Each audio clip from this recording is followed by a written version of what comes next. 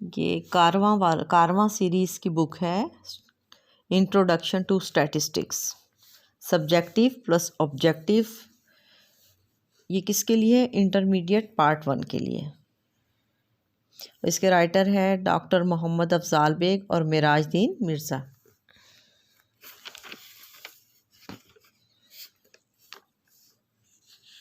ये वाली बुक जो है ना, फ़िलहाल आप ये वाली बुक ले लें, और जो ज़्यादा होगा फिर वो मैं खुद आपको ना नोट्स वगैरह बनाती रहेंगे। तो आप ये वाली बुक ले लीजिए। मैंने आपको शुरू करवाया हुआ है चैप्टर। कौन सा चैप्टर शुरू करवाया हुआ है? मैंने आपको फर्स्ट चैप्टर इंट्रोडक्शन करवा दिया था। मैंने आपको मीनिंग्स ऑफ स्टैटिस्टिक्स जो थी वो करवाई थी कि कितनी सेंस में इस्तेमाल होता है, प्लूरल में होता है, सिंगुलर और टेक्निकल सेंस भी करवाई थी आपको। मैंने डिस्क्रिप्शन और इन्फ्रेंशियल स्टैटिस्टिक्स करवा दी थी, इन्फ्रेंशियल और इंडक्टिव स्टैटिस्टिक्स भी करवा दी थी मैंने आपको। उसके अलावा मैंने आपको पॉपुलेशन, सैंपल, पैरामीटर स्टैटिस्टिक्स जो है वो भी करवाई थी। अब आज के लिए जो मैं आपको एक काम असाइनमेंट देने लगी हूँ, क्या करना है आपने, ये टॉपिक है पेज नंबर 4 पे है, importance of statistics in different fields. Importance of statistics in different fields जो है, इसको आपने क्या करना है, आज कल बैठ के आप इसको आराम से सारा का सारा इसको पढ़ेंगे आप। और आप क्या करेंगे, ये फिर इसमें दिए हुए हैं कि क्या इसकी इम्पोर्टेंस है, क्या है स्टैटिस्टिक्स एंड स्टेट एडमिनिस्ट्रेशन में कैसे काम आ रही है। फिर स्टैटिस्टिक्स एंड बिजनेस है कि बिजनेस में क्या कैसे रोल प्ले कर रही है ये। तीसरा है, फिर है स्टैटिस्टिक्स एंड बैंक्स जो है, उसमें जैसे बताया कि आल types of banks make use of statistics for a number of purpose. ये बताया हो कि कैसे कैसे the commercial bank work on the principal that all the people who deposit their money with the bank do not withdraw it at the same time. क्या करना है आपने, मकसद ये है बताने का कि आपने ये सारे स्टैटिस्टिक्स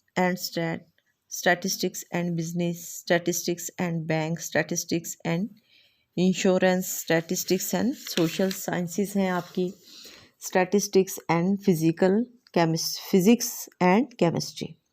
फिर है स्टैटिस्टिक्स एंड एस्ट्रोनॉमी है, स्टैटिस्टिक्स एंड मेट्रोलॉजी है, स्टैटिस्टिक्स एंड बायोलॉजी है, स्टैटिस्टिक्स एंड इकोनॉमिक्स है आपका, प्लान इकोनॉमिक डेवलपमेंट है आपकी। फिर स्टैटिस्टिक्स, साइकोलॉजी एंड एजुकेशन है, स्टैटिस्टिक्स एंड सोशियोलॉजी। ये हैं सारे। आपने क्या करना है, इनमें से बिल्कुल जो इसको गौर से पढ़िए सारा, ये जो इम्पोर्टेंस ऑफ स्टैटिस्टिक्स है, और बस आपने अपने उसमें पढ़ लें, इसको अच्छी तरह समझ लें।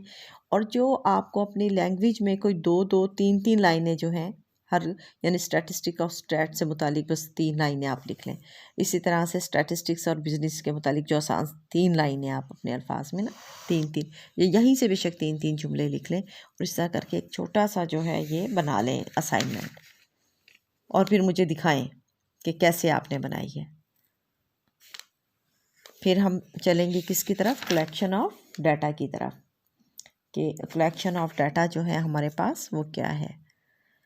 क्योंकि हमने पढ़ा था कि in the plural sense the word statistics mean numerical data, that is the numerical facts relating to any field of study. किसी भी फील्ड में स्टडी करते हुए जो न्यूमेरिकल फैक्ट्स आते हैं वो आपके पास क्या है, डाटा जो है हम उसको कहते हैं।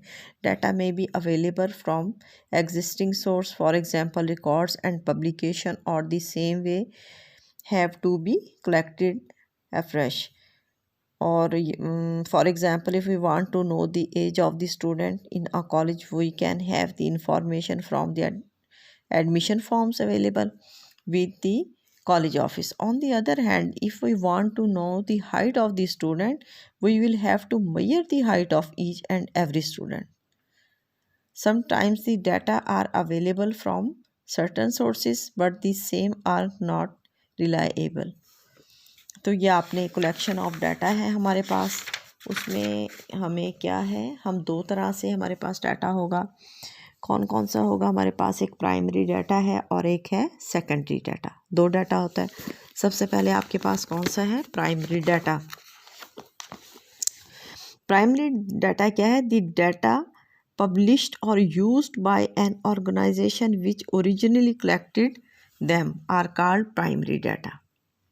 Thus, the primary data are the first-hand information collected, compiled, and published by an organization for a certain purpose. The data in the Punjab census reports are primary because they are collected, compiled, and published by the Population Census Organization. क्या है कि ये जो है ना पंजाब आपके पास population census organisation, उन्होंने उस डाटा को खुद कलेक्ट किया है, खुद उसको कंपाइल किया है और ख़ुद ही पब्लिश्ड किया है। इस वजह से वो क्या कहलाएगा? प्राइमरी डाटा कहलाएगा। दूसरा डाटा हमारे पास कौन सा है? Secondary data. The data published और used by an organisation other than one which originally collected them are known as secondary data. Many official and private publications contain secondary data. For example, the data in the Economic Survey of Pakistan are secondary data because these are originally collected by the Federal Bureau of Statistics. क्योंकि उसे किसने collect किया था? Federal bureau of statistics ने, state bank of Punjab ने और central board of revenue ने। लेकिन यूज़ किसने किया फिर उसको? इकोनॉमिक सर्वे ऑफ पाकिस्तान के उसमें आया। इस वजह से कहा जाता है कि वो सेकेंडरी डाटा है, क्योंकि उन्होंने खुद नहीं कलेक्ट किया था। किसने कलेक्ट किया था? फेडरल ब्यूरो ऑफ स्टैटिस्टिक्स ने, स्टेट बैंक ऑफ पाकिस्तान ने and central board of revenue ने। आज के लिए बस इतना ही है। आज आप ये आपको पढ़ें उसको अच्छी तरह और उसके बहुत अच्छे से करके ना आपने नोट्स बनाने हैं जो मैंने आपको टॉपिक का है। ये मैंने आपको प्राइमरी सेकेंडरी डाटा करवा दिया है, बाकी मैं सारा आपको खुद करवा दूँगी टॉपिक के लिहाज से। आज के लिए आपका इतना ही होमवर्क है।